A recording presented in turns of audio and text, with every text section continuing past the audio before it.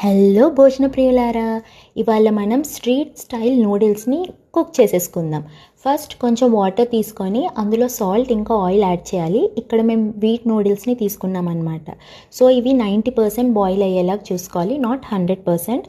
Next వాటర్ని నూడిల్స్ని separate చేసేసి నూడిల్స్ని పక్కన పెట్టేసుకోవాలి. నెక్స్ట్ క్యారెట్, ఆనియన్, చిల్లీస్ ఇంకా గార్లిక్, క్యాబేజ్ ఆల్రెడీ కట్ చేసి పెట్టేసుకున్నాం.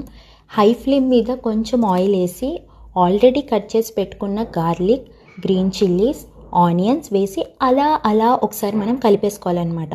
అవును, ఇంతకీ మీలో ఎంతమందికి చైనీస్ ఫుడ్ అంటే ఇష్టం? నేను గ్యాప్లో క్యారెట్ ఇంకా క్యాబేజ్ వేసేసాను, చెప్పడమే మర్చిపోయాను. ఇప్పుడు కొంచెం salt, red chilli sauce, soya sauce, ketchup ఈ 3 కూడా యాడ్ చేసేసి అలా ఒకసారి కలిపేసి ఆల్రెడీ మనం బాయిల్ చేసి పెట్టుకున్న నూడిల్స్ని అందులో వేసి ఫైనల్గా ఒకసారి అలా కలిపేసి సర్వింగ్ బౌల్లోకి సర్వ్ చేసుకోవాలి. It's tasting time. అద్భుత.